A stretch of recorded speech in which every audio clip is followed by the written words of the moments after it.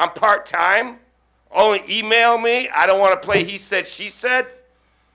If you can't talk on the phone, you got something to hide. Let's wake up.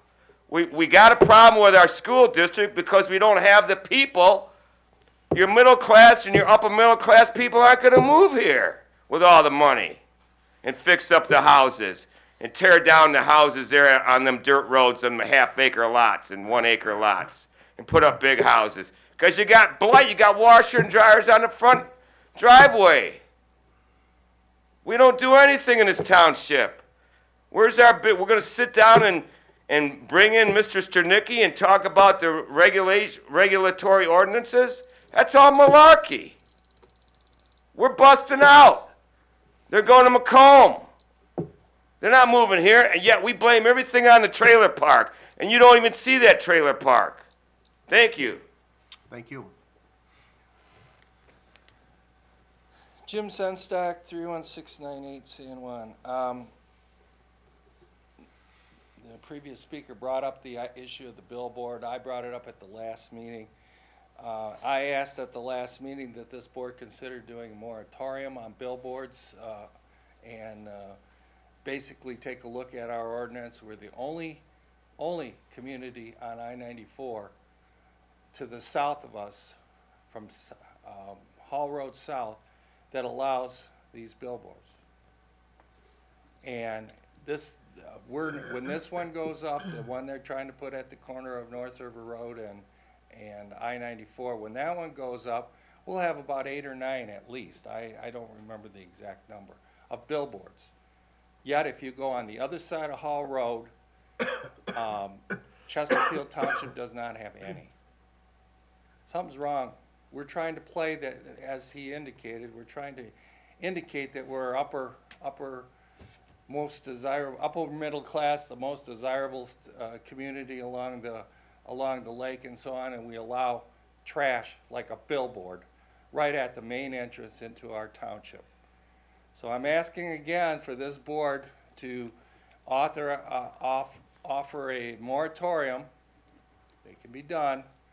And let's go back and let's have the public hearing and see if the people really want what you're talking about. I asked that because if the one goes in on North River Road, there's going to be one on the corner of Metro Beach and I-94 also. The land goes back on both sides all the way back to the I-94.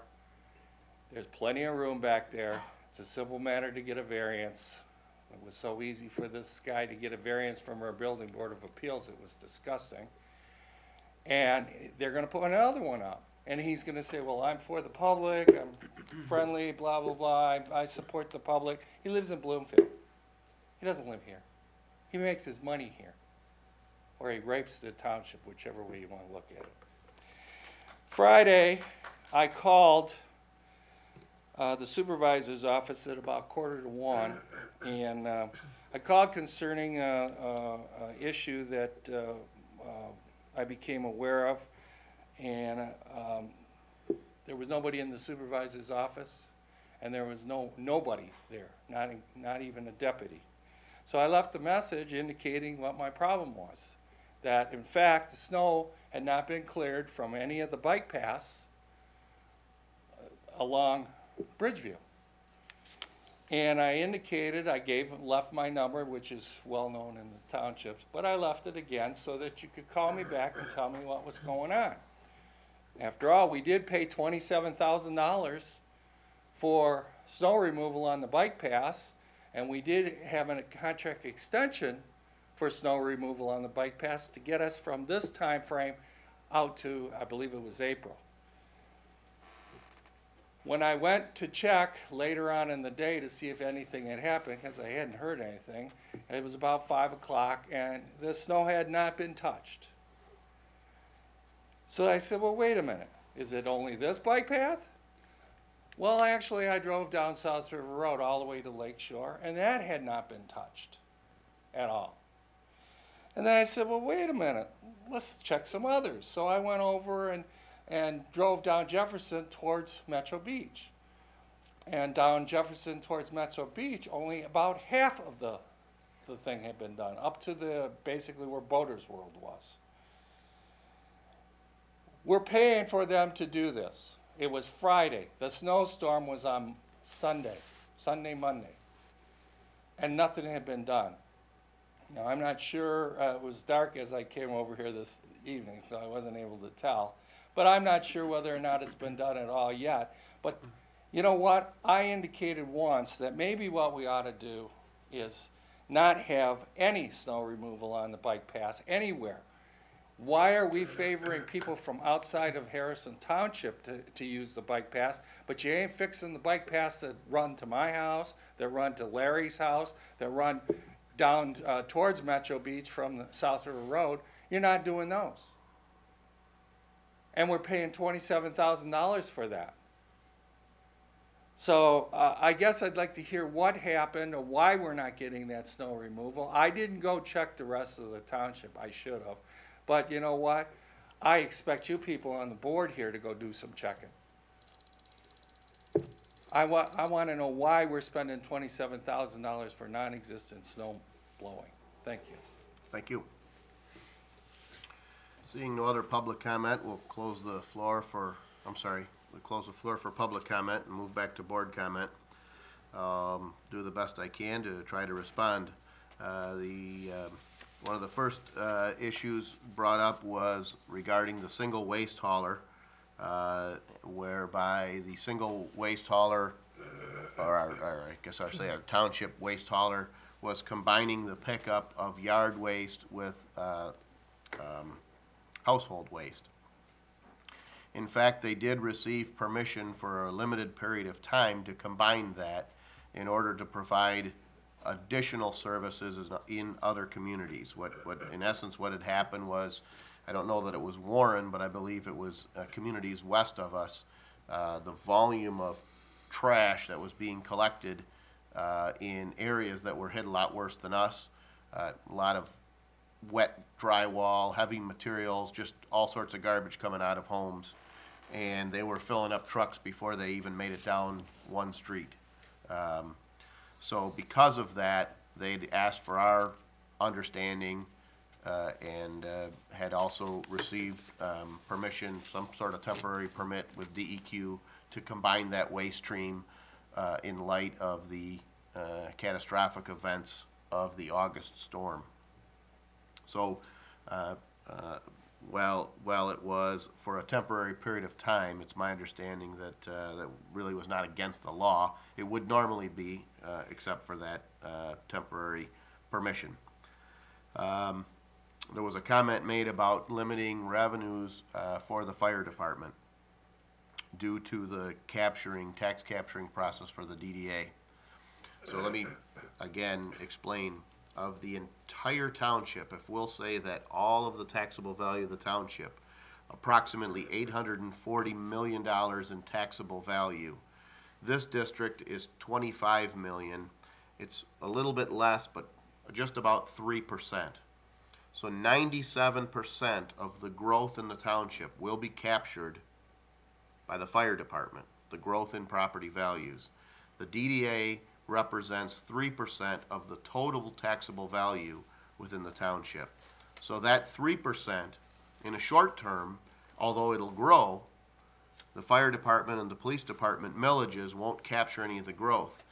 Long term, it's the goal to encourage that 3% of the township to grow at a faster rate so that after the tax capturing process, the amount of revenues that will be captured will be on a much larger, or hopefully a more substantial percent of the township's total taxable value. There was also a question regarding the discharge of lien. We did consult with the attorney. I know that I did correspond with a resident via email. There was also a question regarding lowering the lead.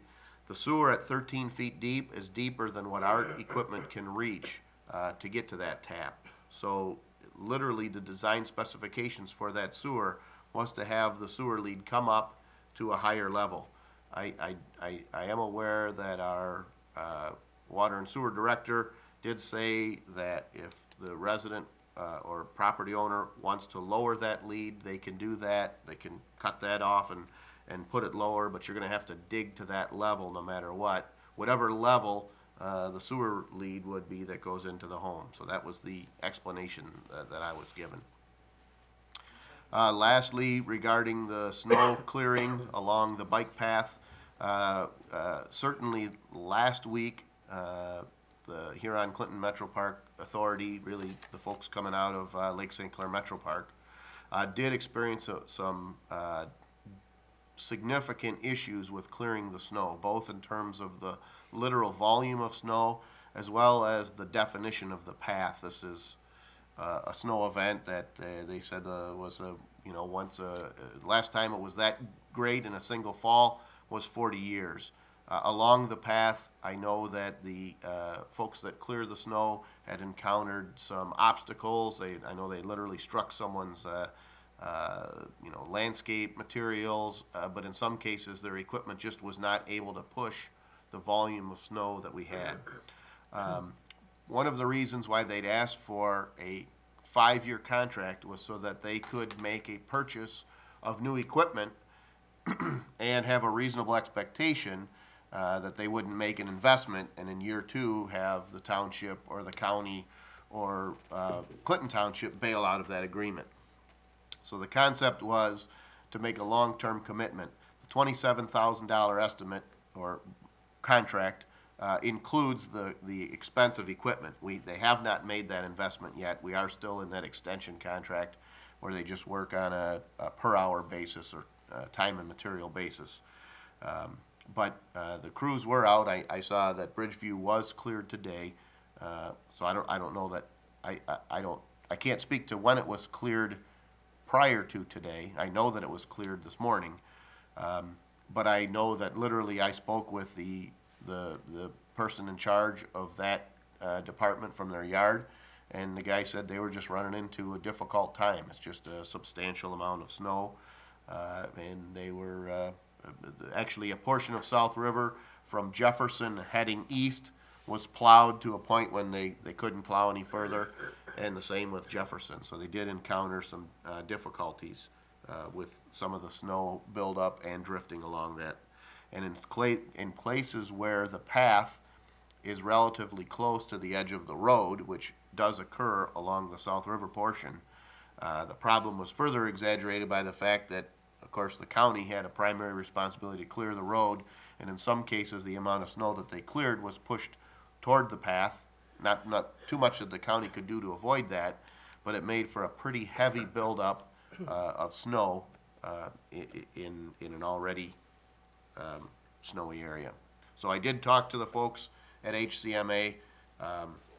In the 4 years that I've been supervisor, this has not been a common problem, but certainly in light of this significant snowfall, this past snowfall, it did take them a significantly longer amount of time to clear the path. Any other board comment? Hearing none, next item on the agenda is a closed session for the purpose of discussing the AFSCME and GELC negotiations. We'd be looking to do that now. Be looking for a motion to go into closed session. So moved, Mr. Chair. Got a motion by Mr. Tominello. Is there support? Support. All right, support by Mr. Battanti to enter into closed session to discuss negotiations at 8:52. Discussion, board members? Hearing none, seeing no public comment. Mr. Witt, will you please take the roll call? Yes, Mr. Tominello. Yes. Mr. Battanti. Yes. Mr. Brado is excused. Mr. Capral. Yes. Mr. York is excused. Mr. Witt, yes. Mr. Burkest. Yes. All right, you want to take a short recess? Yeah, go ahead. Yeah, no problem.